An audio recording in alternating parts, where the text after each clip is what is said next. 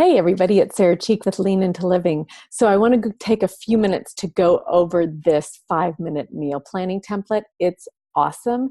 It just requires a little bit of training up front, but once you get this thing in place, it is going to be easy breezy meal planning. You're literally going to grab your grocery list each week, go through the items that you want to check on and circle them, highlight them, whatever you need to do so that you know to buy them, and then you're going to be out the door in 5 minutes. It's going to be amazing. No more hours of recipe collecting and searching and trying to guess what kids are going to like. Nope, it's all done for you. So it's awesome.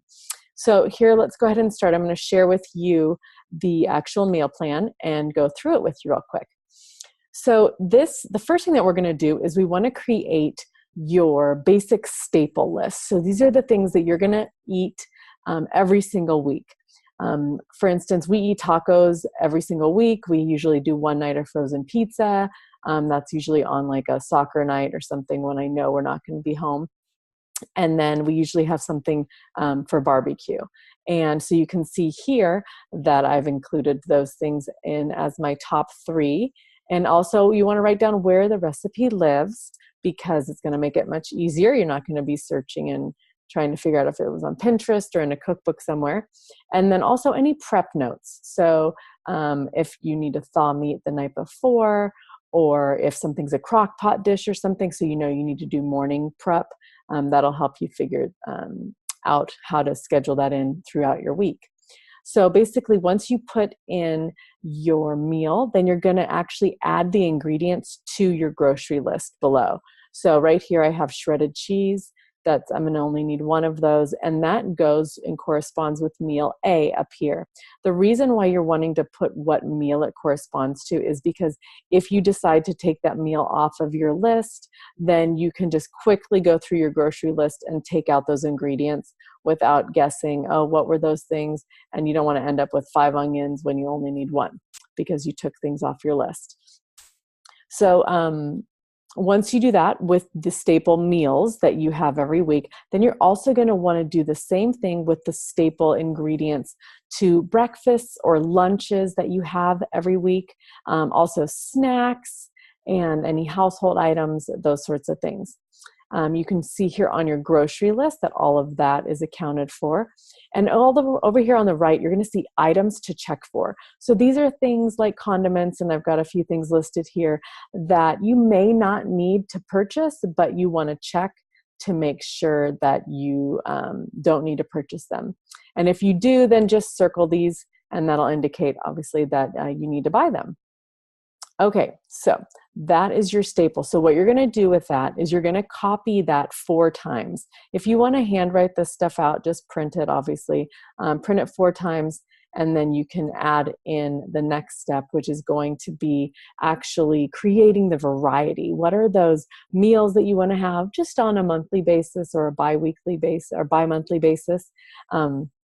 And that's what you're going to fill in for the other meals on here. Now, just a side note, I've planned for 5 meals, and that's usually more dinners than we actually need. We can eat leftovers on a few nights. We usually eat out one night.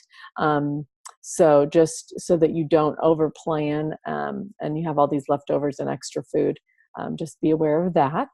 So after you've made your 4 copies, or you've copy and pasted this 4 times, then you're going to actually go back and create week 1, week 2, 3, and 4. And then you're going to rotate these every week. So you'll have a lot of these meals you'll just have on a monthly basis, and you can interchange them, take ones that you don't really like too much out, and add some new recipes in. It's very easy. So here under meal D, I would put this week we're going to have lasagna. And then that's in my pink cookbook, and that's lots of prep. So then I would come down here and add, I already have shredded cheese on here. So I'm going to add now a quantity of 2, and I'm going to put meal A and D, because now one of those shredded cheeses is for the lasagna. And again, this meal section is just so that you can easily go and delete the ingredients if you decide that you're not going to need them anymore.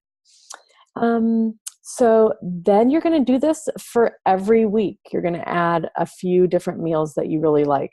So what I did before I even started this was I listed out meal ideas and where those recipes lived, what page numbers they lived on, and then I just plugged them in to the different weeks.